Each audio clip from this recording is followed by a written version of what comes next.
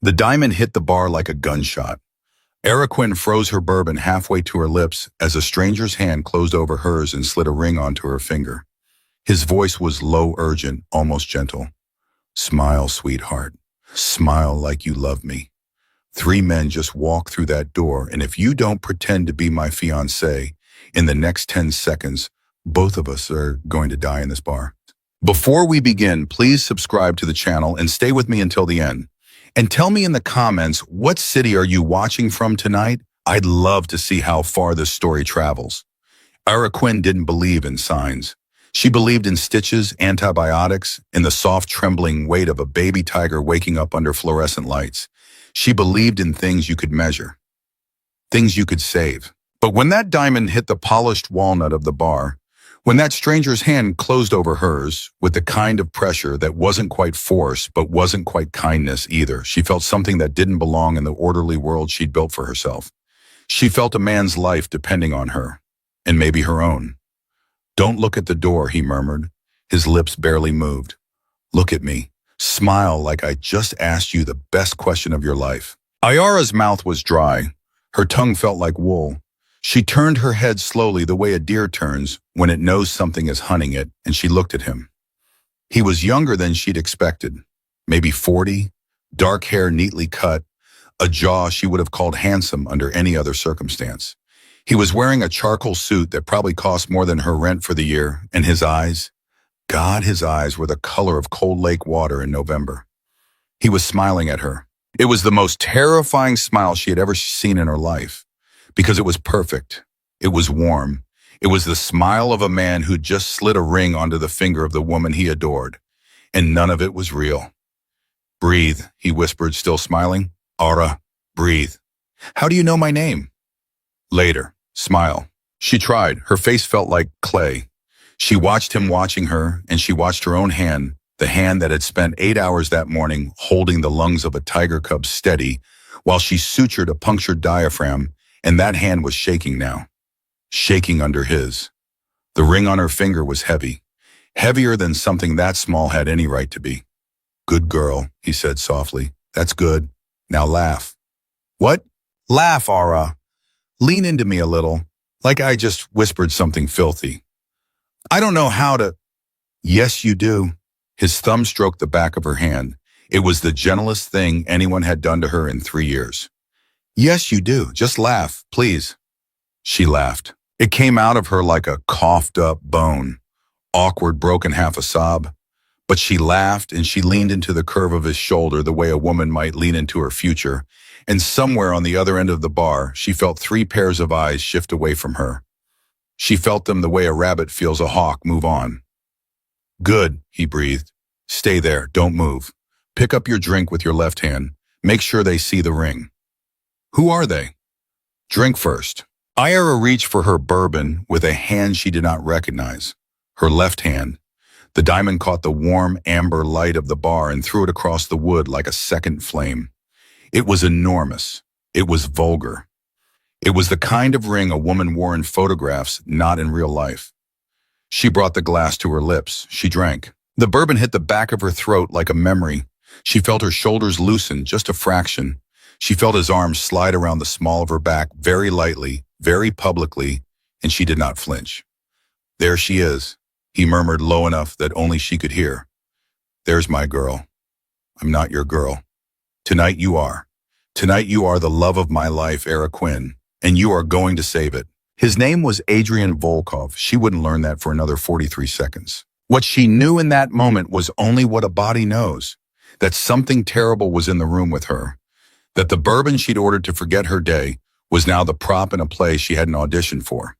That the borrowed black dress she was wearing too tight in the shoulders, too loose at the waist, a dress her sister-in-law, Marin, had pressed into her hands 2 hours earlier with the words, "You look like you're going to a funeral, sweetheart. Please, just for one night. Look like you belong here," that this dress had somehow brought her to this bar, this stool, this stranger. She had only come downstairs for 10 minutes. 10 minutes. That was the deal she'd made with herself. 10 minutes alone with a drink, 10 minutes of not smiling at people she didn't know, 10 minutes of not pretending she was fine, and then she'd go back upstairs to the Christmas party. She'd find Marin, she'd eat a canapé, She'd nod at someone's husband. She'd survive the evening the way she survived everything quietly, competently alone. That had been the plan. The plan had lasted 4 minutes. Look at me again, Adrian said. Don't look at the door. They're still there. I know they're still there. Look at me. She looked. His face was very close now, close enough that she could see the small white scar through his left eyebrow, close enough that she could smell him, cedar, something darker underneath the faint medicinal sting of expensive cologne, close enough that anyone watching from across the bar would see a man and a woman in love. What's your name? She whispered. Adrian. Adrian what? Later. You said later about my name and you knew my name. You said later twice. A small flicker crossed his face, almost a smile, a real one this time. Volkov, he said. Adrian Volkov. And in about 90 seconds, the man with the gray suit is going to walk over here and ask me a question, and you are going to answer it for me. Can you do that? What question? Whatever question he asks, sweetheart, the answer is yes. The answer is yes, and I love him. The answer is yes, and we just got engaged tonight. Are you listening to me? Yes. Say it back. Yes, and I love him. Yes, and we just got engaged tonight. Good girl. She felt something catch in her chest at those two words. She didn't know what it was and she didn't have time to look at it. Why me, she said. He didn't answer right away. He picked up her drink with the ease of a man who'd been drinking from her glass for years, and he took a sip and he set it back down between them, and only then did he say very softly, because you were alone, because you weren't smiling, because nobody in this room is watching you, Ara, and that means nobody knows you. That means you're the only person in this bar who could plausibly be a stranger to me. Everybody else has a story about who they belong to. You don't. She stared at him. That's the worst answer I've ever heard. It's the only honest one I've got. You don't know me. No. You don't know if I'll do it. No. I could stand up right now and walk out of this bar, and you would die. Yes, she blinked. He was looking at her steadily. No fear in his face, no pleading, just a flat, exhausted honesty, like a man who'd already counted the bullets in the gun pointed at him and was simply telling her the math. I would die, he said again. And probably you would too, because they've already seen you sitting next to me and they don't know who you are yet. And the only thing keeping you alive in the next 40 seconds is the question that you matter to me. So please. His voice cracked just barely on the word please. It was the crack that did it. Ara Quinn had spent her whole adult life listening to creatures who couldn't speak. She'd learned to hear pain in the angle of a wing, fear in the curl of a tail, surrender in the way a cat went still under her hands. She heard it now in the way a 30-something man in a $4,000 suit said the word please. It was the sound of something dying. She turned her hand over under his. She laced her fingers through his fingers. She squeezed. Okay, she said. He closed his eyes for half a second. Okay, she said again, louder this time, leaning her forehead toward his shoulder, the way a woman in love might. Okay, Adrian, okay. Thank you. Don't thank me yet. No, he said. I won't. The man in the gray suit was named Yuri Rashevsky. She didn't know that yet either. What she knew was that he walked the way a tank rolls slowly with full confidence that nothing was going to get out of his way. He was big, not Jim big, hard big. The kind of big that came from a life she didn't want to imagine. His face was white and flat and unreadable, and his eyes, when they landed on her, were the eyes of a butcher considering a cut of meat. She felt Adrian's hand tighten around hers. Smile, he breathed. She smiled. Volkov, the big man said. His voice was soft.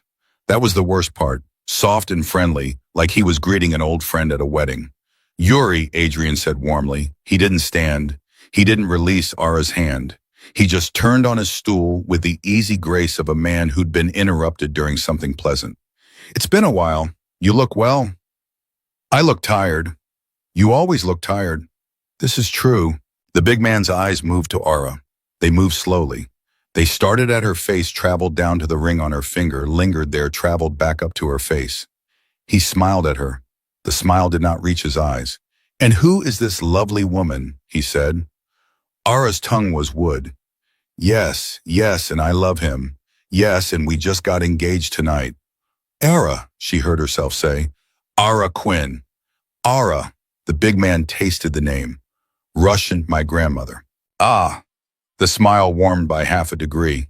And how does a woman with a Russian grandmother end up at a bar in Chicago drinking bourbon next to a man like Adrian Volkov? He proposed, she said. The words were out of her mouth before she'd decided to say them.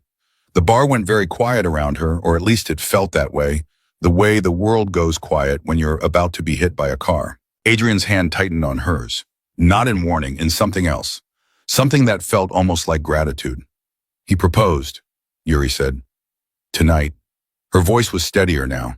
She was finding the rhythm of the lie the way she sometimes found the rhythm of a difficult suture, and it was almost calming. An hour ago, upstairs, he took me out onto the terrace and he got down on one knee like an absolute idiot, and the wind was freezing, and I said yes anyway. She looked at Adrian. She made her eyes go soft. It was the easiest performance of her life because she was so terrified she could barely focus. And terror on a woman's face can look very much like love. I said yes anyway, she repeated softer. Adrian lifted her hand. He kissed her knuckles. He kissed the diamond. Best yes I've ever heard, he said. Yuri Reshevsky was watching them. For a long moment, nobody spoke. Then the big man laughed. It was a real laugh, surprised, almost delighted, and Ara felt the muscles in her back unlock one vertebra at a time. Well, Yuri said. Well. Adrian Volkov engaged. I did not see this coming. Nobody did. Your father, he'll find out tomorrow. He will be furious. He will be furious, Adrian agreed pleasantly. And the business? There was a pause, the smallest pause. Ara felt it in Adrian's grip. The business will continue, he said, as it always has, as we discussed. As we discussed, Yuri repeated. He was watching Ara again. And does your beautiful Ara know about the business? Ara opened her mouth. The answer is yes. The answer is yes, and I love him. I know enough, she said. Yuri tilted his head. Enough for what? Enough to say yes. It was the right answer. She didn't know how she knew it was the right answer. She just felt it the way she'd felt the tiger's heart slow under her hands that morning, the way she always knew in her bones when a thing was going to live. Yuri Reshevsky stared at her for one more beat, and then he laughed again louder this time and clapped Adrian on the shoulder with a hand that could have crushed a man's collarbone and said, Enough to say yes. Enough to say yes, Volkov, you have found yourself a wolf. I have, Adrian said quietly. I think I have. Congratulations to you both, truly. Yuri reached into his suit jacket and Ara's whole body went still, but his hand came out with a business card, not a gun, and he laid it on the bar between them. When you set the date, you let me know. I will send a gift, something appropriate. Thank you, Yuri. And Adrian. Yes. We will speak again soon about the matter we did not finish discussing. Of course. Soon, Adrian. Soon. Yuri turned. He walked back across the bar to his two silent companions. He said something to them in a language Ara didn't recognize. The three of them looked at her one more time, long, considering looks, and then they turned and walked out of the bar. The door closed behind them. Ara exhaled. Her whole body started shaking at once, her hands, her shoulders, her teeth. It was as if some pressure she hadn't known she was holding had been suddenly released, and now her body was trying to deal with all of it at once. Don't, Adrian said immediately. Not here, not yet. I can't. Yes, you can. Drink. Drink your bourbon. Smile at me. Adrian. Ara. His hand was still on hers. His thumb was still moving in that small, gentle circle. The bartender is watching. The two men by the window are watching. The woman in the red dress at the end of the bar has looked at you 4 times in the last 2 minutes. We are not done. Drink your bourbon. Smile. She drank. She smiled. It felt like screaming. Good girl, he murmured. Stop calling me that. Sorry. Who was that man? Later. You keep saying later. I know. What is the matter that you didn't finish discussing? A long pause. Later, Ara. She set the glass down. The diamond on her finger flashed once in the warm light. It looked for one strange, dizzy second like it was alive. I'm going to need more than later, she said quietly. I know. I'm going to need a name, a reason, a way out. I know. And I'm going to need to stop shaking before I stand up, because if I stand up right now, I am going to fall over, and a fiancé doesn't fall over. A flicker of something crossed his face, something soft, something almost sad. Take your time, he said. She took her time. She drank the rest of her bourbon slowly. She let him keep her hand. She let him lean toward her and brush a piece of hair behind her ear like a man would. She let the bartender refill her glass without asking. She let the woman in the red dress finish looking at her and lose interest. She let the world keep moving. And the whole time in the back of her mind, she was thinking the same sentence over and over. I have a tiger cub recovering in a kennel in Lamont. I have a Christmas party going on 3 floors above my head. I have a sister-in-law who is going to come looking for me in 20 minutes. I have a life. I have a real entire life, and a stranger has just put a ring on my finger and saved his own life with my mouth, and I do not know his last name, and I do not know what business he is in, and I just lied to a man who looked like he kills people for breakfast. And the worst part, the absolute worst part, the worst part is that when he called me good girl, something inside my chest unlocked, something I had not felt in 3 years. She turned to look at Adrian Volkov. He was watching her. He had the strangest expression on his face. It was not the expression of a man who had just used a stranger to save his life. It was not relief or triumph or calculation. It was something much quieter than that. It was the expression of a man looking at a door he hadn't expected to find. Ara, he said softly. Yes. I owe you a great deal. Yes, you do. I am going to pay it, every cent. How? He didn't answer right away. He picked up her hand again. He looked at the ring. He looked at her finger under the ring, the small callus on her knuckle from years of holding scalpels. Whatever it costs, he said. And somewhere in the bar, a Christmas carol started playing softly through the speakers, the way it had been playing the whole time, the way it had been playing for an hour, except she only heard it now. Silver bells, silver bells. It was almost Christmas. And Ara Quinn, 34 years old, wildlife rehabber, recently widowed, currently engaged, sat at a bar in downtown Chicago in a dress that didn't fit her, with a diamond on her finger that wasn't hers, holding the hand of a man she had known for 11 minutes, and she did the only thing she could think of to do. She smiled at him. A real smile this time, small and shaky and real. Adrian, she said. Yes. I think you're going to ruin my life. He looked at her. The corner of his mouth lifted. It was the first true thing she'd seen him do. Yes, he said quietly. I think I am. He didn't let go of her hand. That was the first thing Ara noticed. Even after Yuri Reshevsky and his 2 silent shadows had walked out of the bar, even after the door had closed and the danger had passed, Adrian Volkov's fingers stayed laced through hers, like he'd forgotten how to release them. Or maybe like he was afraid to. You can let go now, she said quietly. I know. Then let go. In a minute, she turned her head and looked at him. He was still smiling, that soft public smile, the smile of a man who'd just gotten engaged to the woman of his dreams. But his eyes were somewhere else entirely. His eyes were tracking the door, the windows, the bartender, the woman in the red dress, the 2 men by the window who had finally lost interest and gone back to their drinks. Adrian, in a minute, Ara. My fingers are going numb. He looked down. He saw what he was doing. His grip loosened immediately, almost apologetically, but he didn't pull away. He just slid his palm against hers gentler now, like a man holding something he just realized was breakable. Sorry, he murmured. What are we doing? We're sitting at a bar. We're a couple in love. We just got engaged. We're going to finish our drinks like normal people, and then we're going to walk out of here together, and you're going to let me put you in a car. I am not getting in a car with you. Yes, you are. No, I am not. Ara. My sister-in-law is upstairs. My coat is upstairs. My phone is upstairs. My entire life is upstairs, Adrian, and I don't even know your middle name. I don't have a middle name. That's not the point. I know. She pulled her hand out of his. He let her. She set both her hands flat on the bar in front of her and stared at the diamond on her finger and tried to breathe. The ring was real. She could tell. She'd grown up poor, the kind of poor where you learn the difference between glass and a real stone before you learned long division, and this stone was real. It had to be 3 carats. maybe 4.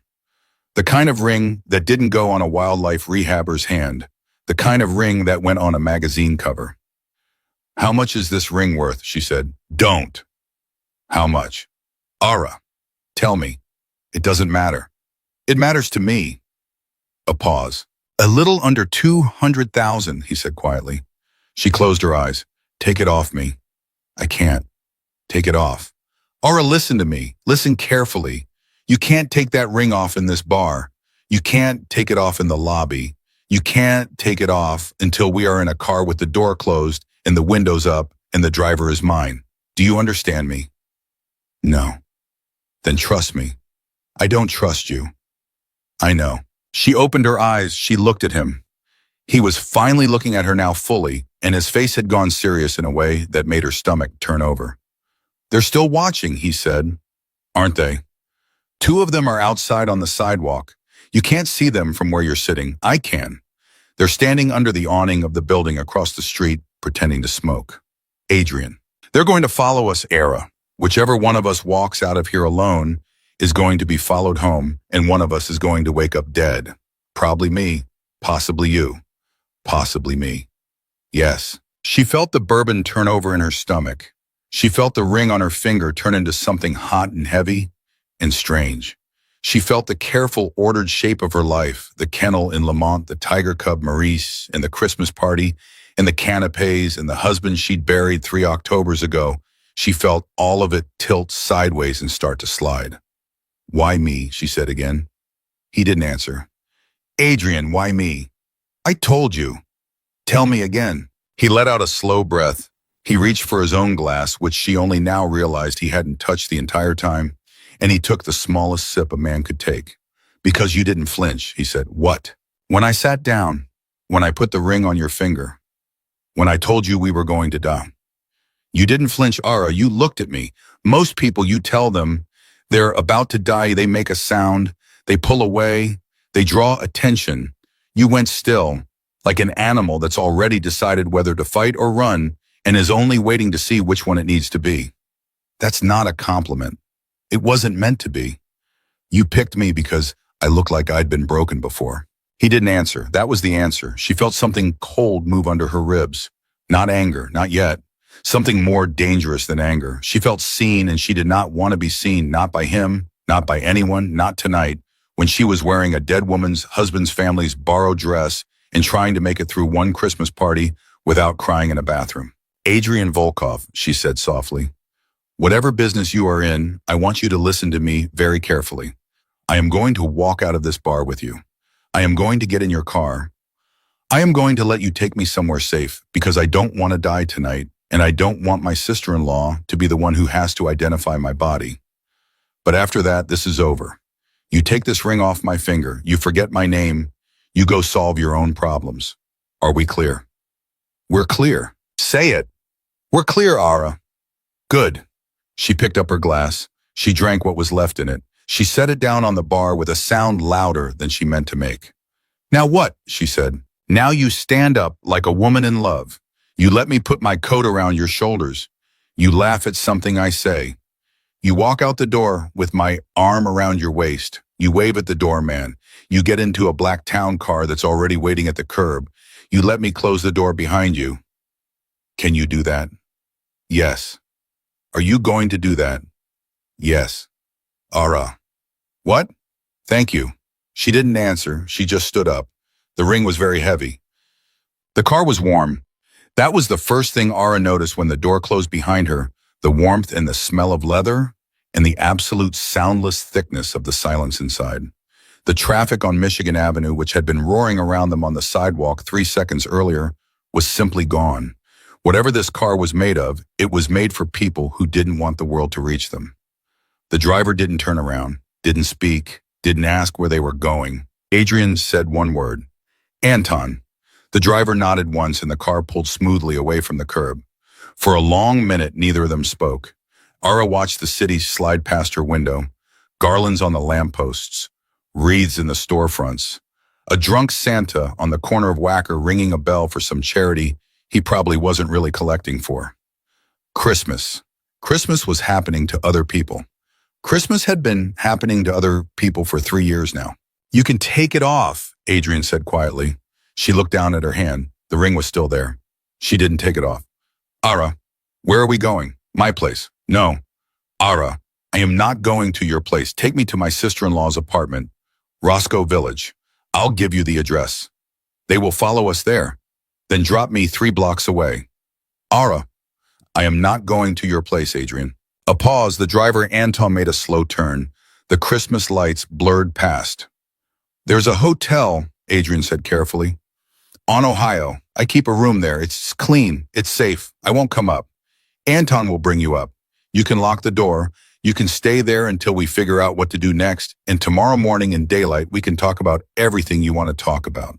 Your terms, your conditions, whatever you want. And the ring. Keep wearing it tonight. Just tonight. Tomorrow in the daylight with coffee, we'll figure it out. She stared at him. You said this was over after I got in the car. No, he said. You said that. I never agreed. Adrian, Ara, listen to me. Listen. He turned in his seat. He looked at her with that same flat, exhausted honesty he'd had in the bar. You did something for me tonight that I had no right to ask for. I know that. I will spend whatever it takes to make that right. But Yuri Reshevsky is not a man who walks out of a bar and forgets a face. He saw you. He named you. He called you a wolf. He is going to ask his people about you tonight. And within 24 hours, he is going to know everything about you that I know about you and probably more. He will know about your clinic, about your sister-in-law, about your husband. She flinched. He saw it. His voice softened. About your husband, Ara. About what happened. About all of it. Don't. I have to. How do you know about my husband? A long pause. I asked someone to find out who you were while you were finishing your drink, he said. It took 8 minutes. Anton had a name and a basic file in 8 minutes. Yuri's people will have one in 12 hours. And once they have it, the only thing standing between you and them is the lie that you are mine. Do you understand me? She understood him. She understood him perfectly. She felt the ring on her finger get heavier by another 10 pounds. You son of a, I know. You ran a background check on me. I had to. While I was trying to save your life. While I was trying to save both our lives. Ara, don't say my name like that. Don't say it soft. You don't get to say it soft. He stopped talking. She looked out the window. Her eyes were burning. She would not cry in this car. She would not cry in front of this man. She had not cried in front of a man in 3 years, and she was not going to start tonight. Tell me what happened to my husband, she said. Ara, tell me, whatever's in that file, tell me what it says. I don't think this is the, tell me, Adrian. He was quiet for a long beat. Then very softly, Daniel Quinn, 36, paramedic with Chicago Fire Department, Engine 18. October 14th, 3 years ago, responded to a multi-vehicle accident on the Dan Ryan. Was struck by a secondary collision while loading a patient. Died at the scene. Survived by his wife, Era Quinn, veterinarian, and a brother, Marcus Quinn, married to Maren Quinn. She closed her eyes. She had not heard anyone say all those words out loud in that order in 3 years. She'd heard pieces of them. Maren sometimes said the accident. Marcus said Danny. The grief counselor said your loss. Nobody said the whole thing. Nobody put the words struck and secondary collision and died at the scene in a row anymore, because everyone in her life understood that those words went off in her chest like small bombs. This stranger had just lined them up and lit the fuse. Why? She whispered. Why what? Why did you read me that? Out loud. In your car. 2 hours after I saved your life. Because you asked me to. That's not why. A pause. No, he said. That's not why. Then why? He was quiet for a long time. The car moved through the city. The driver did not turn around. Because I wanted you to know that I know, Adrian said finally. Because if you and I are going to do this thing, whatever this thing is, you needed to know that I am not a man who comes to you with anything hidden. I will lie to Yuri Reshevsky. I will lie to my father. I will lie to every man in this city if it keeps me alive. But if you ask me a question, Ara, I am going to answer it, even when the answer is ugly, especially then. That's a very pretty speech. I know. Did you rehearse it? No.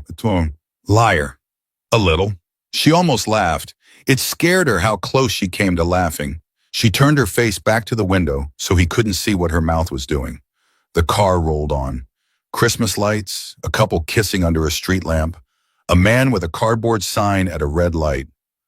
"What's in this for you?" she said. "What?" "This deal you're about to offer me, in the daylight, over coffee, with my conditions and my terms. What's in it for you?" "Time." "Time for what?" "Time to get out." She turned her head. He was looking straight ahead now, not at her, and his face had gone strange. It had gone tired in a way that wasn't physical. It was the kind of tired she sometimes saw in old dogs that had been chained outside for a decade, the tired that went down to the bone. "I'm trying to leave the business, Aura," he said quietly. "It's not a thing you leave easily.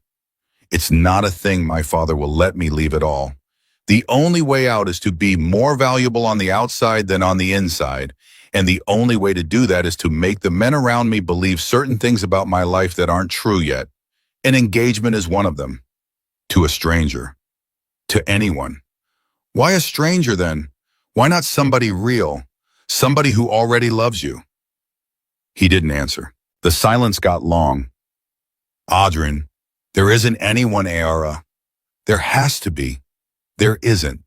Bull. There isn't anyone who would survive being the woman I love. Not in the world I live in. The woman I love becomes a target the moment Yuri Reshevsky learns her name. Do you understand what I'm telling you?" She understood.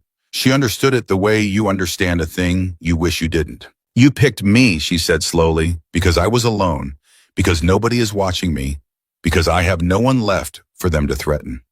He didn't answer. That was the answer. "Adrian." "Yes. That's the cruelest thing anyone has ever done to me." "I know.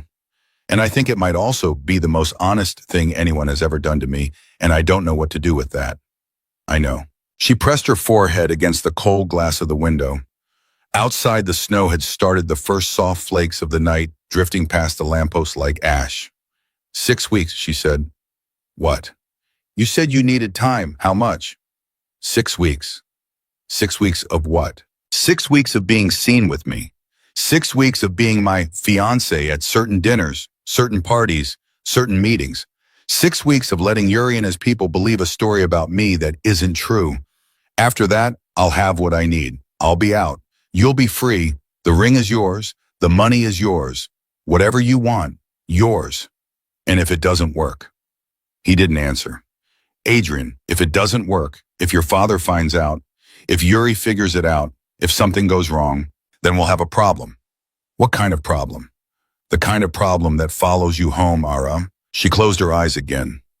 She felt the ring on her finger. She felt the warm weight of the car around her. She felt dimly the way the world had been small and quiet and survivable just 3 hours ago, when she'd been in scrubs holding the heart of a tiger cub in her hands, and she'd thought the worst thing about her day was the rich client who'd cried about her purebred and tipped her $10. "I have conditions," she said. "Tell me. No more lies between us. Not one.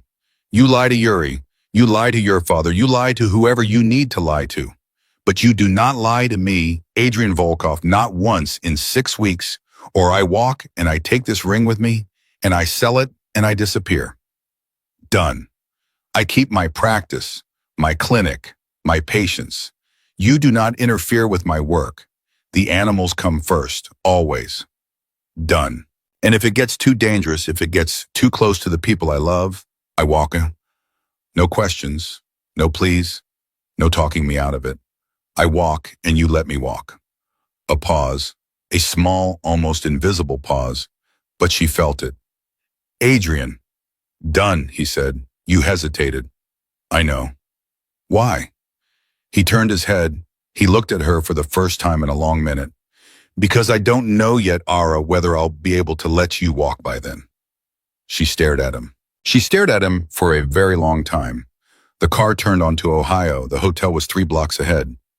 She could see the lights of the awning, the doorman in his red coat, the world about to open back up around her and swallow her whole. "That was the wrong answer," she said quietly. "I know. That was a very wrong answer, Adrian.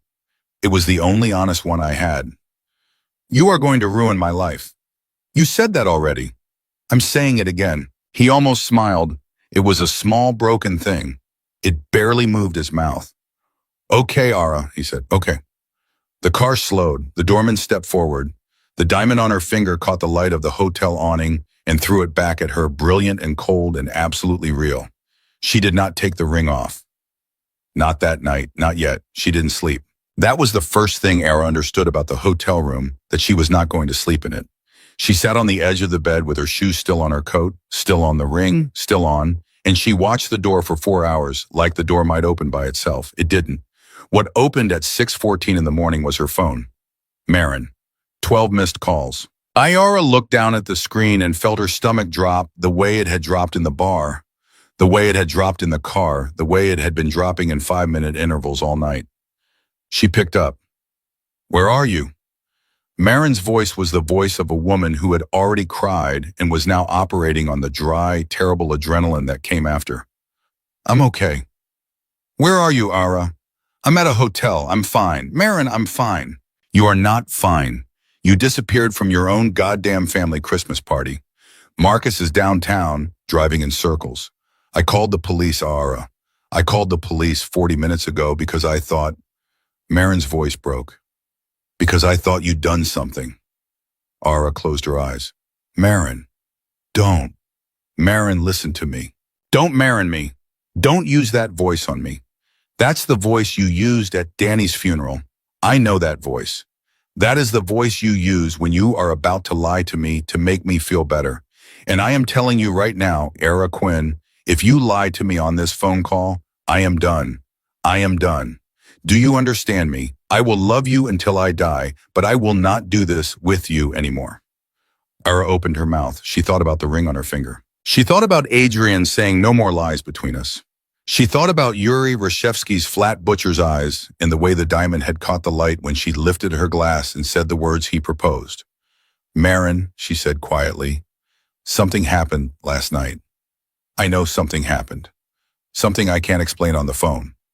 Then come home and explain it in my kitchen. I can't. Ara, I can't. Marin, not yet. I need a few hours. I need to think. Are you safe a beat? Yes. Are you sure? Yes. Are you alone? A longer beat. Yes. Ara? What? That second yes was slower than the first one. Ara closed her eyes. Marin, I'm coming to get you. Tell me where you are. No. Ara. No, Marin, please, please. Give me until tonight. Give me until tonight and I will come to your apartment and I will sit at your kitchen table and I will tell you everything. Everything. I swear on Danny. I swear on him. The line went very quiet. You did not swear on Danny. That was the rule between the two of them, the rule that nobody had ever spoken out loud. You did not swear on Danny because Danny was the only currency that still worked between Marin and Ara, and you did not spend Danny on small things. Okay, Marin said finally. Her voice had gone soft and shaky. Okay, sweetheart. Okay, tonight. You come tonight. You walk through my door tonight. I will. You'd better. I will, Marin. Ara. Yes. Whatever it is, whatever happened, we'll figure it out. You hear me? You and me, we'll figure it out. Ara couldn't answer. She just hung up the phone. She sat there on the edge of the bed for another long minute, and then she did something she hadn't done in 3 years. She started to cry. Not loud, not the way you cry in movies. Just a slow, private, tired leaking that started at her eyes and didn't seem to want to stop. She cried because Marin had said, we'll figure it out. She cried because Marin had said it the way Danny used to say it. She cried because she had just lied to the only person left in the world who had earned the right to her honesty, and she had lied for a man she had known for less than 12 hours. She cried until her phone buzzed again. Different number. Unknown. She picked up. Ara. Adrian. How did you get this number? You know how. Right. She wiped her face with the back of her hand, the hand without the ring, and she made her voice flat. Right, of course. Anton. Anton, good morning. Don't say good morning to me. Ara. Don't say Ara to me either. You don't get to say my name softly 2 days in a row, Volkov. That's the new rule. What do you want? A pause. She heard him breathe. Coffee, he said. Downstairs. 20 minutes. There's a corner of the lobby restaurant where we won't be heard. I'd like to keep my promise to you. Which promise? The one where I answer your questions in the daylight. It's December, the sun isn't up yet. Close enough. Adrian. Yes. If I come downstairs and you bring even one other person to that table, I am walking out of that lobby and you will never see me again. Not Anton, not your father, not whoever else thinks they have a right to me this morning. You alone. Done. 20 minutes. She hung up. She sat there for another minute looking at the ring. Then she got up, walked to the bathroom, washed her face with cold water until her skin hurt, and stared at the woman in the mirror, 34, hollow-eyed, wearing a borrowed dress that had spent the night on her body, and she said out loud, "You absolute idiot." The woman in the mirror did not disagree. He was already at the table when she came down. One coffee in front of him, one in front of the empty seat across from him. He had changed clothes different, suit dark navy, no tie this time, and he looked exactly as tired as she felt, which she found she resented, and also very quietly in some part of herself she did not want to examine, found she liked.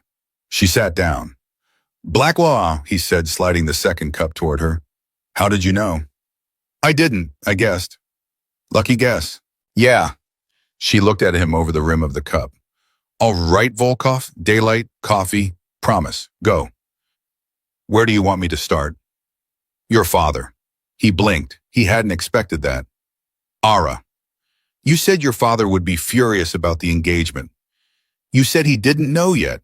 You said Yuri would tell him by morning, so has he called you?" 3 times. "Did you pick up?" "Not yet." "Why not?" "Because I wanted to talk to you first." "What's his name?" A pause. "Victor?" "Victor Volkov." "And what does Victor Volkov do?" "Ara." "What does he do, Adrian?" He looked at her for a long beat. "He runs a logistics company on paper," he said. "On paper, he ships consumer goods through the port at Indiana Harbor. Off paper, he also ships other things, some of which are people, most of which are not. He has done this for 31 years. He has never been arrested. He has buried 4 men I knew personally and 1 woman I am not going to name." Ara's coffee stopped halfway to her mouth. She set it down very slowly. "And you," she said, "what about me? What is your job in this company?" He didn't answer right away. "Adrian, my job," he said quietly, "for the last 12 years has been to clean up the things that go wrong. I am the man my father sends when an account becomes a problem, when a partner becomes a problem, when a witness becomes a problem. I solve problems, Ara. I have solved a lot of problems." She felt her hands start to shake. She set the cup all the way down on the table so he wouldn't see. "Have you killed people?" she said. "Ara, that's a yes or no question. It's never a yes or no question. It is from where I'm sitting." A long, terrible silence. "Yes," he said. "How many?" "Don't ask me that." "How many, Adrian?" "Don't ask me that this morning, please. Please, Ara. Ask me that in 2 weeks. Ask me that on a different morning. I'll tell you, I swear I'll tell you, but not at this table, not before you've finished your coffee." She stared at him. She had spent her entire adult life learning how to read pain in things that couldn't speak. And what she was looking at across that small round table in that hotel restaurant was a man whose pain had become so large he had stopped being able to carry it and was now simply standing inside it, the way you stand inside a house after the fire. She hated briefly and intensely that she could see that. "Okay," she said. "Okay. Okay, not this morning. But you owe me that answer, Volkov, and I am going to collect it. Are we clear?" "We're clear. Tell me about Yuri."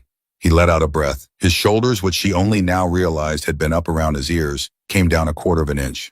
"Yuri Rashevsky," he said, "is my father's oldest friend and his most patient enemy. He works for a man named Pavel Kamenev. Pavel and my father were partners for 20 years and stopped being partners 18 months ago over a shipment that never made it to the buyer. Each of them blames the other. Each of them is correct partially. The thing they cannot agree on is the cost. Cost in money. Cost in bodies, Ara." "Right. Yuri came to that bar last night to tell me on Pavel's behalf that I had 48 hours to make a decision. The decision was whether I was going to stay loyal to my father who was sliding or come over to Pavel who was rising. If I stayed with my father, Yuri was going to put a bullet in the base of my skull on a sidewalk this week and walk away. If I came over to Pavel, I would be allowed to live, but I would belong to him for the rest of my life. And the engagement. The engagement is option 3, which is that I am leaving the business entirely, which is a thing they had not previously believed I could do because men in my family don't leave. The engagement makes it real to them. It tells them I have something on the outside now, something to lose, something that makes me less useful as muscle and more useful as a man who pays out quietly for the rest of his life and never speaks to a federal prosecutor. That's why Yuri laughed. That's why Yuri laughed. He believed me. He believed you. He won't keep believing me. No, Adrian said. He won't. He'll believe you for about 3 weeks, and then he'll start asking questions, and the questions will get sharper, and we will need answers. What kind of answers? The kind that look like a wedding planner, a venue, a guest list, photos with my mother, rings that have been resized, dinners where we are seen by the right people, holding hands, not flinching when his name comes up. We will need a life, Ara, a 6-week life. Convincing enough that Yuri and Pavel and my father all agree, for slightly different reasons, that I am no longer in the business they are in. And after that what? After that I disappear. I have a place. I have papers. I have a way out that has been ready for 2 years and that I have not been able to use because the moment I use it without a cover story, my father puts a man on the road behind me and the man does not stop driving until I am dead. She stared at him. You're telling me, she said slowly, that I am not just a fiancé. I am the cover. I am the thing that lets you walk out of your father's house alive. Yes. And after the 6 weeks, I leave. You go home. The ring is yours. The money is yours. We never see each other again. And what happens to me? A pause. What do you mean? What happens to me, Adrian, after, when you've disappeared, when Pavel realizes the engagement was a lie, when your father realizes his son has run? What happens to the woman who was the cover? Does Yuri come back to my clinic on a Tuesday morning with a question and a smile? He didn't answer. Adrian, depends, Swam, he said quietly. On what? On how cleanly we end it, on whether they believe the breakup, on whether I pay enough money to enough people on my way out the door. If I do this right, Ara, you go on with your life, and nobody ever knocks on your door. And if you do it wrong, if I do it wrong, you become a loose end. She sat very still. The hotel restaurant moved around them. A waitress refilled coffee at another table. 2 businessmen in suits laughed about something at the bar. Somewhere a child cried briefly and was quieted. Christmas music on the speakers, very faint. The whole world kept turning the way the world turns, and Ara Quinn sat across from a man who had just told her in a voice as even as a weather report that there was a version of the next 6 weeks that ended with her dead. You know what's funny? She said. What? I have been waiting 3 years for someone to tell me the truth about something, about anything. After Danny died, every single person in my life decided that the best thing they could do for me was lie. He didn't suffer. He suffered, Adrian. He suffered for 40 minutes on the side of a freeway. He went quickly. He didn't. You'll feel better in time. I didn't.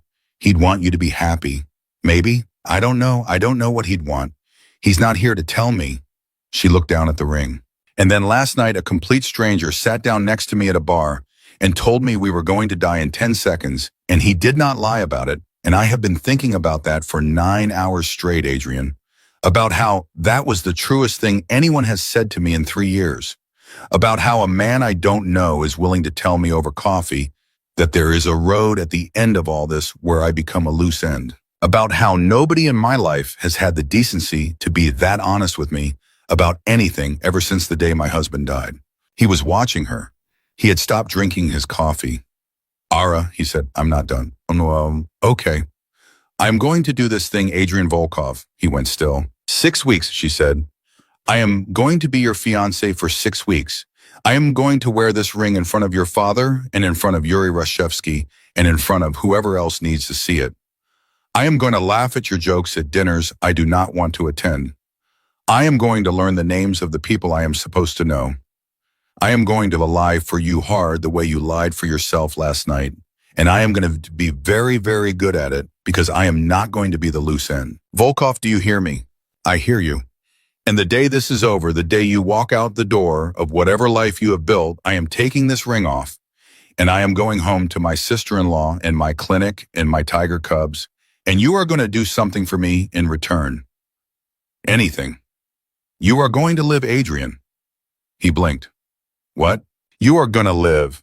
Wherever you go, whoever you become, whatever name you pick, you are going to live a long, dull, boring life. You are going to take this terrible thing. My husband's death taught me that life is short, that it ends in the middle of sentences, that it does not give you back the years it takes, and you are going to honor it. You are going to live a life that is so quiet your father's people cannot find you, and so full your old self cannot find you either. That is the price. That is the only price I will accept. He stared at her. For the first time since she had met him, Adrian Volkov looked like a man who did not have an answer ready. Ara, say yes, Volkov. That is not a normal price. I am not a normal woman. I have not been normal for 3 years. Say yes. A beat, a long beat. He set down his coffee. He reached across the table slowly and he laid his hand flat in front of hers, palm up like a man laying down a weapon. Yes, he said. She looked at his hand. She did not take it. She just looked at it, this stranger's hand, the hand of a man who had killed a number of people he would not yet name, the hand that had put a $200,000 ring on her finger less than 14 hours ago, and she felt somewhere underneath the bourbon and the exhaustion and the borrowed black dress, the very first sharp green shoot of something she had thought was dead in her for 3 years. It was not love. It was nowhere near love. It was the small, stubborn, uninvited thing that comes before love. The thing that says, oh, the thing that says, there you are. She hated it. She hated it so much. She picked up her coffee with the hand that had the ring on it. The diamond caught the morning light pouring through the lobby window and threw it across the white tablecloth in a small, bright wound. 6 weeks, Adrian. 6 weeks, Ara. Don't make me regret this. I will try not to. Try harder than that. I will. She drank her coffee. The ring was still very heavy, but it was, she noticed, beginning to feel like hers. Marin opened the door before Ara could knock. She must have been waiting at the window. She must have been waiting all day, because the moment the door swung open, Ara could see that Marin had been crying, and that she had stopped crying, and that she had now arrived at the place that a woman arrives when she has cried herself out and is operating purely on the next thing she has decided to do. The next thing she had decided to do was hug Ara so hard her ribs cracked. You are an absolute idiot, Marin said into her hair. I know. An idiot, Ara. I know, Marin. I have been calling hospitals. I know. I called Cook County. I called Northwestern. I called the morgue. The morgue, Ara. Marin, do not Marin me. Sit down. Sit down at my table right now, and you tell me everything before I lose my mind. She pulled Ara inside and shut the door behind her and locked it both locks the way Marin always locked doors since Danny died, because the world had taught her a permanent lesson about doors. Ara sat down at the kitchen table. She put her hands flat on the wood. She was wearing gloves. She had been wearing gloves for the entire walk from the cab. Marin saw the gloves and her face changed. Take those off, she said. Marin, take them off, Ara. Ara took them off. Marin's eyes went to the ring. Then they went to Ara's face. Then they went back to the ring. Then they went back to Ara's face. Ara Quinn. Marin. What? Marin, I need you to sit down. I'm not sitting down. Marin, I am not sitting down, Ara. I am going to stand right here and you are going to explain to me in plain English why you are wearing a ring that costs more than my entire apartment on the hand that I last saw wearing my brother's wedding band 3 years ago at his funeral, where you and I made a promise to each other that we would never ever lie to each other for the rest of our lives. Explain that to me, standing up. Ara looked at her. She looked at this woman who had held her elbow at the funeral, who had sat with her at 4 a.m. the night the freezer broke and Danny's leftovers had gone bad, and Ara had cried over them like they were Danny himself. Who had been the only person in the world to keep saying his name out loud when everyone else had decided his name was a wound? Marin, Ara said, I'm going to tell you the truth. Good. And after I tell you the truth, you are going to want to do 3 things, and I need you to promise me you will not do any of them. Marin's mouth went thin. Tell me the 3 things. You are going to want to call Marcus. You are going to want to call the police. And you are going to want to put me in your guest room and lock the door from the outside and sit on the other side of it for 6 weeks until I come to my senses. A pause. That's a very specific list, Era. I know. That's the list of a woman who has thought about it. I know. Marin sat down. She sat down slowly the way a person sits down when their knees have just made a unilateral decision without consulting the rest of the body. She folded her hands on the table opposite Ara's, and she said very quietly, "Tell me." Ara told her. She told her all of it, the bar, the bourbon, the man with the cold lake water eyes, the diamond on the bar like a gunshot, Yuri Rashevsky's flat butcher's smile, and the way her own mouth had said, he proposed before her brain had caught up. The car, the hotel room she had not slept in, the phone call where Marin had said, "We'll figure it out," in Danny's voice, the coffee at the small round table where a stranger had told her like a weather report that there was a version of the next 6 weeks that ended with her dead. She told her about the deal. She told her about the conditions. She told her about the price she had demanded, that Adrian Volkov live a long, dull, boring life, and she watched Marin's face move through 11 different expressions in a row, none of which Marin spoke out loud. When Ara was done, Marin sat there for a very long time. Then she stood up. She walked over to the kitchen counter. She picked up a bottle of red wine that had been sitting there unopened, and she poured 2 glasses without measuring. She brought them back to the table. She put one in front of Ara. She sat down. "Ara," she said, "yes, you are going to do this. Yes. You are going to walk out that door tomorrow morning wearing a $200,000 ring, and you are going to lie to a man who has killed people for breakfast, and you are going to call yourself the fiancé of a stranger for 6 weeks in order to help that stranger walk away from the family business of moving human beings through the ports of Indiana Harbor. Yes, and you are doing this because..." A pause. "Marin, because Ara." Ara looked down at the ring. She had asked herself that question 47 times since she had left the hotel. She had asked it on the cab ride. She had asked it on the elevator. She had asked it 3 steps before the front door. She had not yet been able to give herself an answer she believed. But Marin was looking at her now the way Marin always looked at her when she wanted the real answer and not the convenient one, and so Ara said the thing she had not yet said out loud, even to herself. "Because he asked me to," she said quietly. "Because he asked me to, and I said yes, and he said thank you, and nobody has thanked me for anything in 3 years, Marin. Not for showing up, not for staying, not for putting one foot in front of the other every single morning of the worst 3 years of my life. He thanked me for being good at lying for him in a bar for 90 seconds, and I..." She stopped. "I felt it," she said. "In my chest, I felt it." Marin was very still. "Ara, I know." "Ara, listen to me. I know what you're going to say." "No," Marin said. "You don't. Because I am not going to say what you think I'm going to say. I am not going to tell you not to do this. I am not going to call Marcus. I am not going to call the police. I am going to sit at this table with you, and I am going to drink this wine, and I am going to ask you one question, and you are going to answer me honestly, and then I am going to help you, Ara, because I am the only person on the face of this earth who is qualified to help you with what you have just walked into." Ara stared at her. "What?" "Drink your wine." "Marin, drink your wine, Ara, and listen to me." Ara drank. Marin took a long, slow breath. Her hands were shaking very slightly on the stem of her glass, and Ara had not seen Marin's hands shake since the morning the funeral home called about the casket. "My maiden name," Marin said quietly, "is Kamenev." Ara set her glass down. She set it down very carefully because if she had not set it down very carefully, she would have dropped it. "What?" "Kamenev, K-A-M-E-N, Marin. Pavel Kamenev is my uncle Ara, my father's older brother. I have not spoken to him in 19 years. I changed my name when I was 22. Marcus does not know. Marcus has never known. Danny did not know either before he died.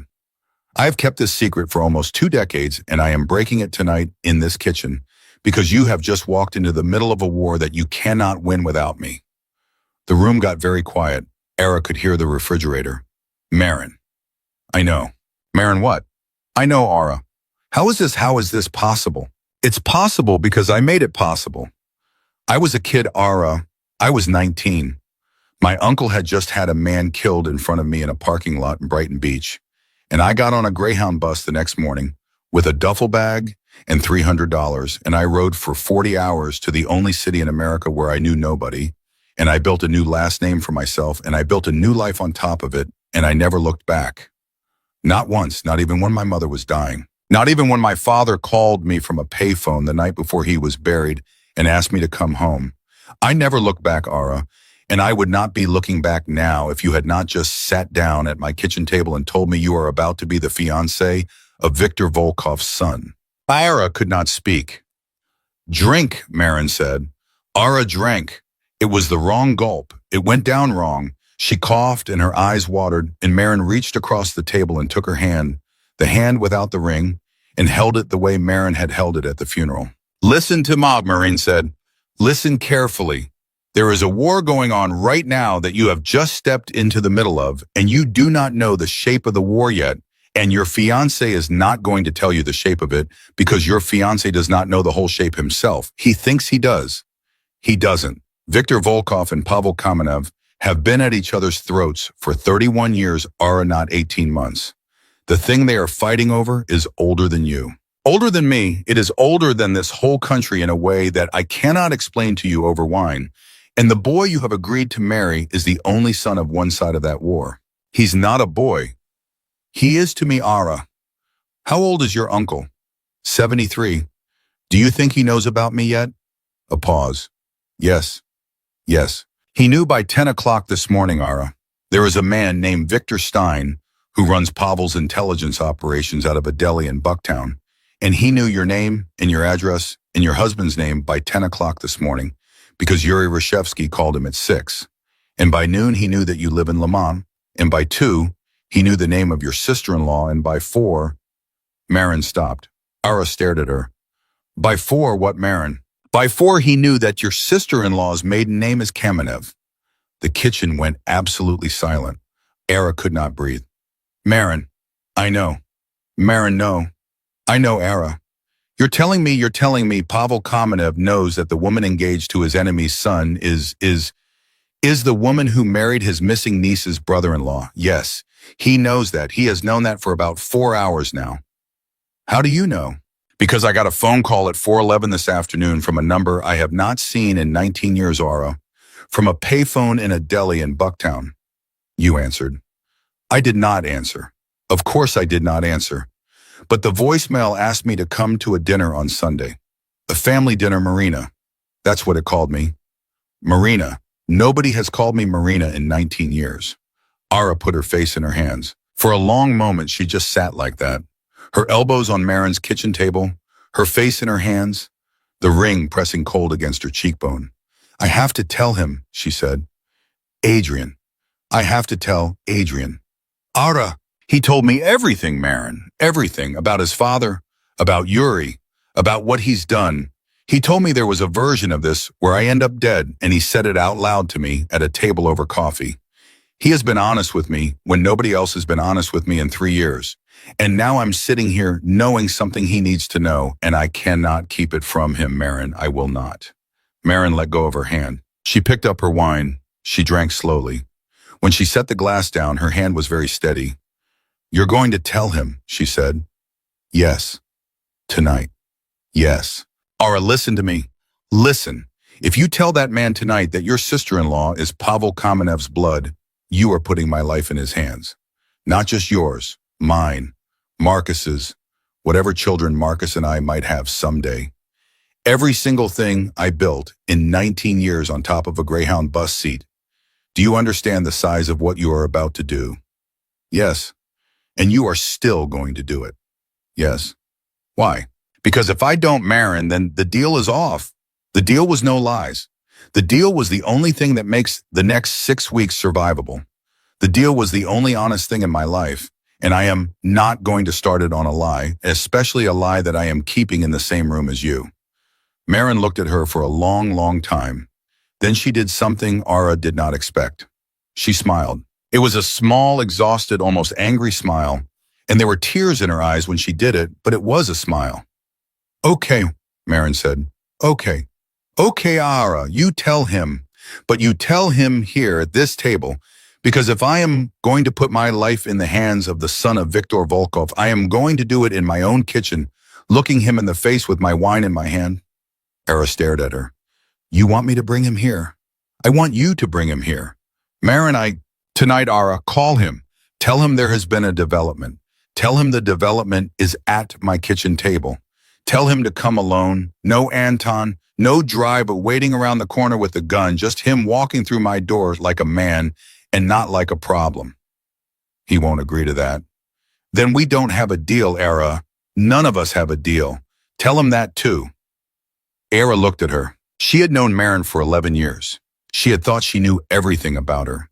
She had thought she knew the shape of Maren's whole life, the dental hygienist career, the runaway father, the dead mother, the first marriage that ended badly, the second marriage to Marcus that had given Maren the steadiest version of herself Era had ever seen. She had not until this exact moment known that the steady version of Maren had been built brick by brick on top of a runaway 19-year-old who had survived a parking lot in Brighton Beach. Maren. Yes. Were you ever going to tell me any of it, ever? Maren looked at her. No, she said. I was going to take it to my grave. I was good at taking it to my grave, Ara. I had practiced. I was going to die a Quinn and not a Kamenev, and Marcus was going to bury me and never know, and that was the plan.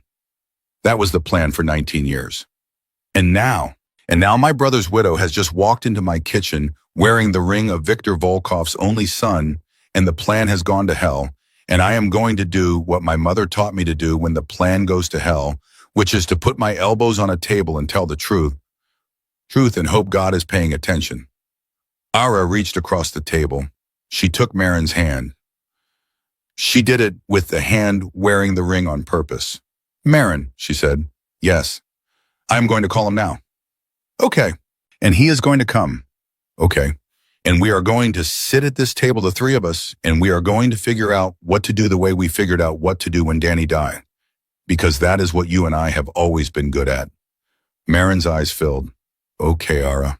And if he says no, if he refuses to come, if he tries to send Anton, if he tries to put us in a hotel, if he tries to do anything other than walk through your front door tonight on his own 2 feet, then the deal is off the ring, comes off, and you and I get on a plane tomorrow morning to anywhere that isn't here. You'd really come with me. Maren, you'd really get on a plane with me. Yes. You haven't been on a plane in 3 years, Ara. I'd get on a plane tonight, right now, if you said the word. Maren started crying quietly. Maren almost never cried quietly. Maren was a loud crier. Maren sobbed when she watched dog food commercials. But this was a different kind of crying. This was the slow, private leaking of a woman who had been alone inside a secret for 19 years and had just finally set part of it down. Call him, Maren said. Call him Ara. Call him before I lose my nerve. Ara picked up her phone. She dialed Adrian's number. He picked up on the second ring. Ara? Adrian. What's wrong? She glanced across the table at Maren. Maren nodded once. There has been a development, Ara said. I need you to come somewhere, tonight, alone. No Anton, no driver around the corner. Just you. A pause. Where? My sister-in-law's apartment. Roscoe Village. A longer pause. Ara. What? You're telling me to come unarmed, alone, to an address I don't know, to meet a person I haven't been briefed on, after being told that there has been a development on the second day of an arrangement I do not yet trust. Yes. You understand what you are asking? Yes. A silence. Why, he said. Ara looked at Maren. Maren looked back at her. Because the deal was no lies, Adrian, Ara said quietly. And there is something you need to know. And it is not the kind of thing I can say on a phone. And if I do not say it tonight before the sun comes up, then everything you and I just agreed to over coffee falls apart. A long, long silence on the other end of the line. Then Adrian Volkov, in a voice she had not heard him use yet, a voice that was not soft and was not careful, and was not a performance, a voice that was simply a man, said, Text me the address. Ara closed her eyes. Okay. Ara. What? If I walk into a trap tonight, I want you to know something. Adrian, don't. I want you to know that I do not believe you have set one. I want that on the record. Whatever happens, whoever is in that apartment when I get there, you did not bring me to it in bad faith. I want you to hear me say that out loud. Era could not answer. Her throat was closed.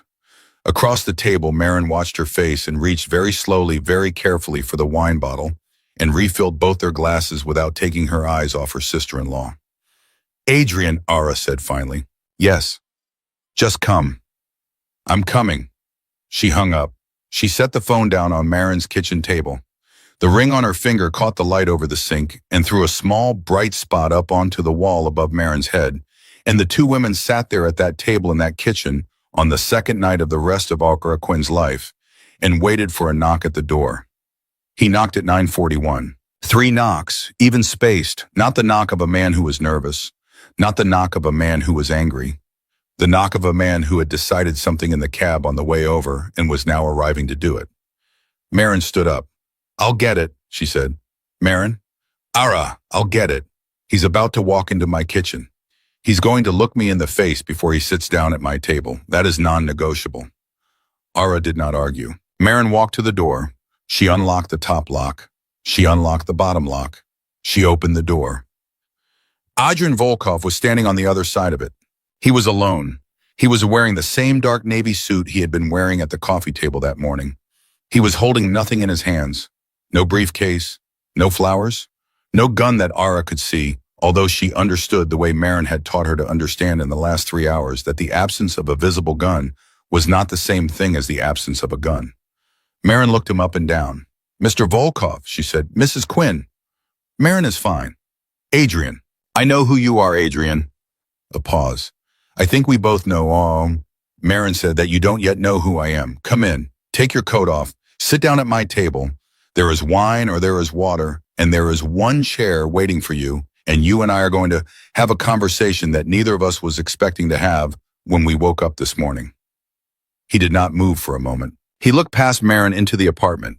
His eyes found Era at the kitchen table. His eyes stayed on Era for a long, careful beat. And whatever he was looking for in her face, he must have found it because something in his shoulders dropped a quarter of an inch, and he stepped over the threshold of Marin's apartment like a man stepping into water he didn't yet know the depth of.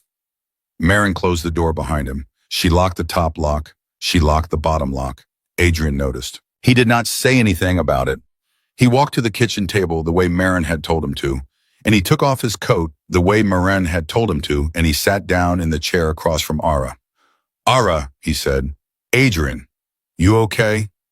No. Okay. He did not ask anything else. He waited. Marin poured him a glass of wine. She set it in front of him. She sat down at the head of her own table because it was her table, and she folded her hands. Adrian, she said. Yes. My maiden name is Kamenev. She said it flat, the way a doctor tells you the lab result, the way a paramedic tells you he's sorry, the way a woman who has practiced a sentence in her head for 19 years tells the sentence finally in her own kitchen. Adrian Volkov did not move. He did not move for a very long second. Then very slowly he set down his wine. He set it down without drinking from it. He put both hands flat on the table, palms down the way he had laid his hand down for Era that morning. And he looked at Marin and he said in a voice that was not soft and was not careful, whose blood? Pavel is my uncle, my father's brother. I left when I was 19. I have not spoken to any of them in 19 years. Marcus does not know. Danny did not know. Ara found out 3 hours ago at this table because I told her. Why did you tell her? Because she walked into my apartment wearing a ring that was going to get her killed, and I am the only person in the city of Chicago who could have prevented it. He looked at Ara. Ara looked back at him. Adrian, she said, I'm telling you because the deal was no lies. I am telling you the same night I learned it. I am telling you in the only kitchen in the world where the three of us could sit at the same table without somebody hearing it. I am telling you because I would rather hand you this and lose the deal than keep this and keep the deal. He was silent. She felt her heart in her throat. Adrian, give me a minute. Okay. He picked up his wine. He drank. He set it down. He looked at Marin. Mrs. Quinn. Marin, I'm going to ask you some questions. I'm going to ask them quickly. I need you to answer them quickly and as honestly as you can. Will you do that? Yes. Did your uncle send you here? No. Has he contacted you in the last 24 hours?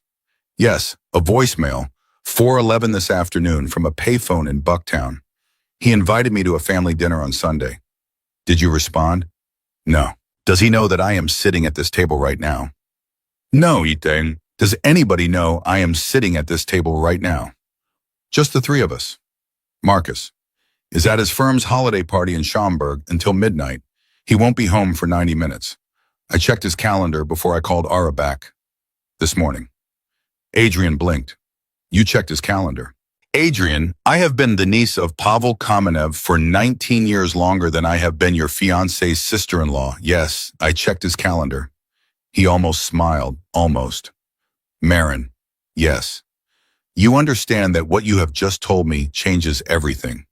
I do. You understand that I now have sitting at this table two pieces of leverage. The fiancé who I needed yesterday, and the niece who I did not know existed 20 minutes ago. Marin's hand tightened on her wine glass. Ara saw it. Adrian saw it.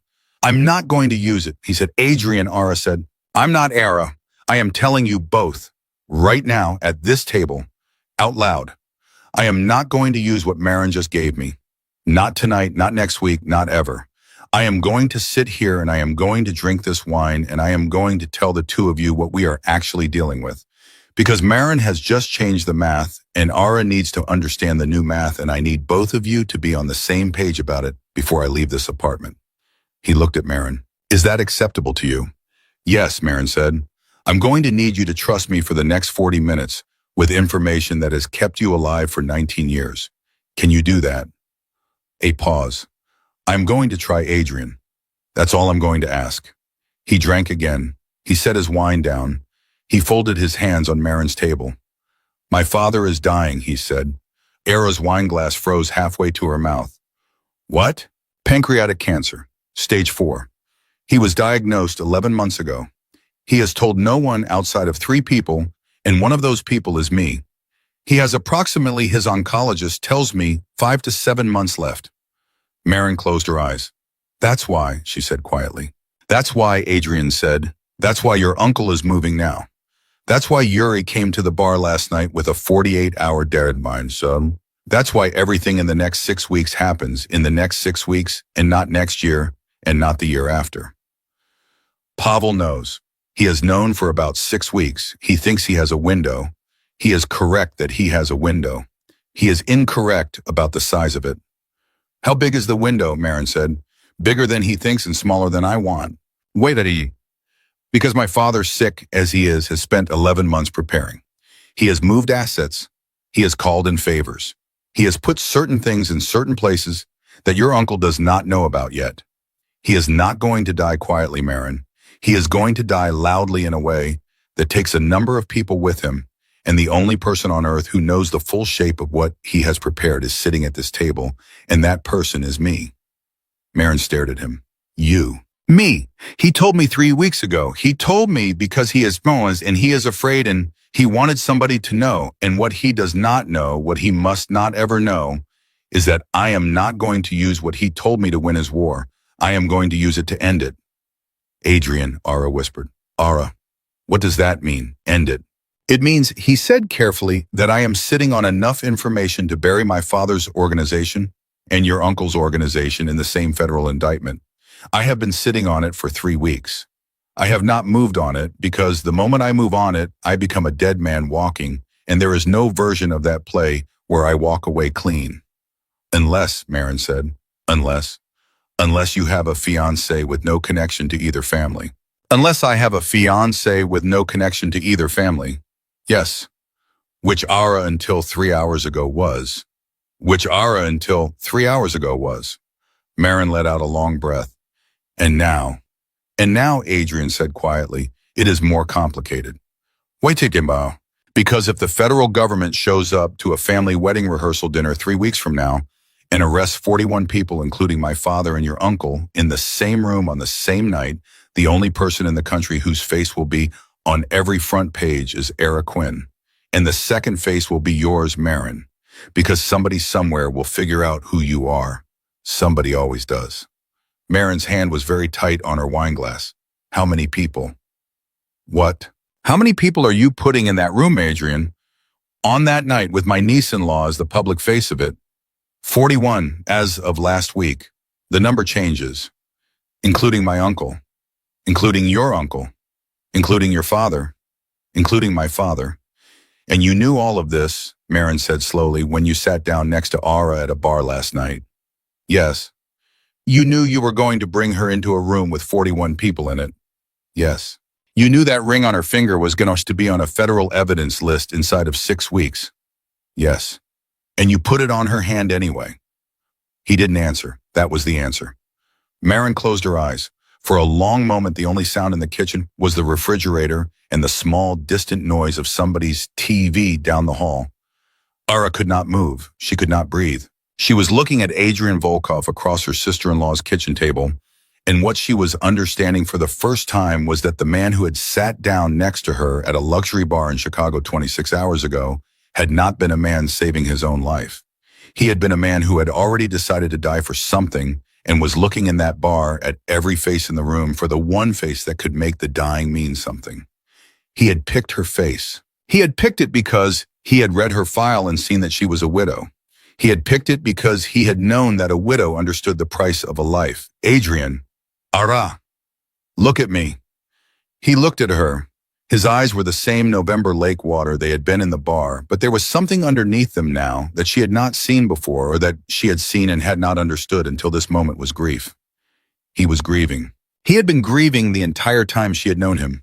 He was grieving a father he had not yet buried, and a life he had not yet escaped, and a long, dull, boring future he had been trying to build for himself in secret for 2 years, and a woman he had needed to find at a bar in Chicago to make any of it possible. Adrian Volkov, she said quietly. Yes. I'm going to ask you one question, and you are going to answer me honestly, because that is the deal we made over coffee this morning, and that is the deal we are not going to break tonight in this kitchen in front of my sister-in-law. Ask. Were you going to tell me about the federal indictment, about the 41 people, about the rehearsal dinner, about my face on every front page? A very long pause. Yes, he said. When? In 3 weeks. 3 weeks. After my father's birthday dinner, Ara. After we had been seen by enough people. After we had built a story that could survive the headlines. After it was too late for either of us to back out. Adrian. I know. Adrian, that is not the deal we made. I know. You said no lies. I said no lies between us. I did not say no withholding. Don't. Ara. Don't you dare. Don't you dare, Adrian Volkov, sit at my sister-in-law's kitchen table and split that hair with me. You said no lies. You looked at me over coffee, and you said whatever the answer is, even when it's ugly, especially then, you said that. I am not making it up. I know. Then why? Because I needed you to say yes, Ara. I would have said yes. You would have said no. Don't tell me what I would have said. You would have said no. Ara and I needed you to say yes, and I told myself the lie that I would tell you in 3 weeks, and I am telling you now, and the reason I am telling you now is because Marin sat down across from me 20 minutes ago and told me her last name, and I realized in this kitchen that if I did not tell you tonight, I was going to lose you in 3 weeks anyway, and I would lose you having lied. I would rather lose you tonight telling the truth. Ara stared at him. Her hand was shaking. The diamond on her finger was throwing small, bright shards across the kitchen table. You would rather lose me tonight. Yes. Telling the truth. Yes. Adrian. Ara. You have known me for one day. I know. You are sitting in my sister-in-law's kitchen after she has handed you a secret that she has been holding for 19 years, and you are telling me that you would rather lose me tonight than lie to me. Yes. Why? He did not answer. Adrian Volkov, why? He looked at her. He looked at her the way he had looked at her in the bar when he had said, because you didn't flinch. He looked at her the way he had looked at her in the car when he had said, I don't know yet whether I'll be able to let you walk by then. He looked at her with the exhausted, broken honesty of a man who had run out of better answers and was now offering the only one he had left. Because you are the first person in 12 years, he said quietly, who has looked at me and not seen what I am useful for. The kitchen went very still. Ara could not breathe.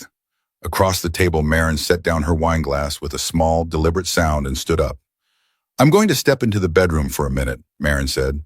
Marin. Ara, I am going to step into the bedroom for a minute. I am going to call Marcus and tell him I love him. I am going to come back in 5 minutes.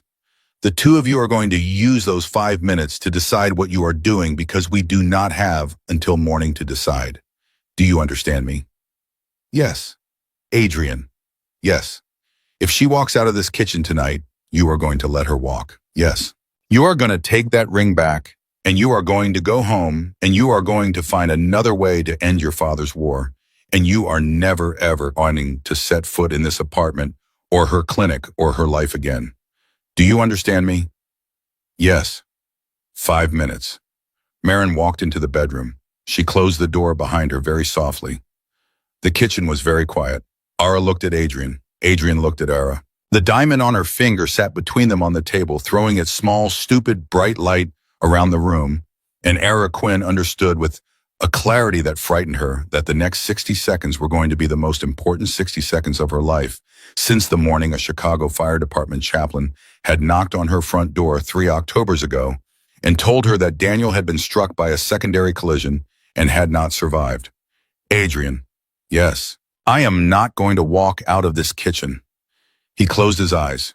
He did not say thank you. He had learned somewhere in the last 26 hours not to thank her for things until she was done deciding them. Ara, I am not done. Listen to me. I am not walking out of this kitchen, but I am rewriting the deal right now at this table while my sister-in-law is in the next room. Are you ready? Yes. There will be no rehearsal dinner with 41 people in the room.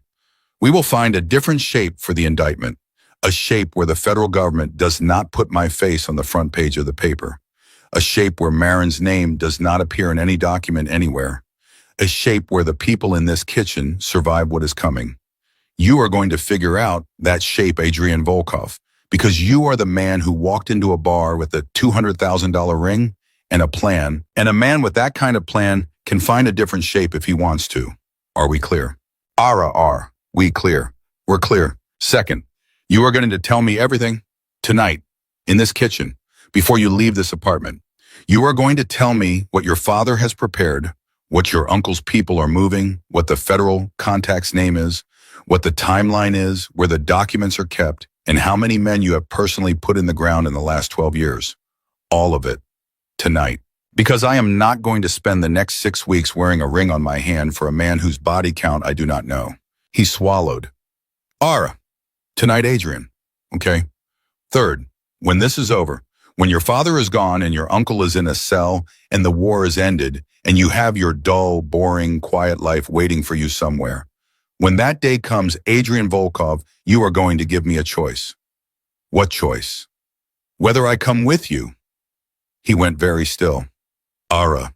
I am not saying yes. I am not saying no. I am saying that in 6 weeks when this is done, you are going to look me in the face and you are going to ask me like a man and not like a problem whether I want to walk out the door of my old life with you. And whatever I answer you are going to honor it.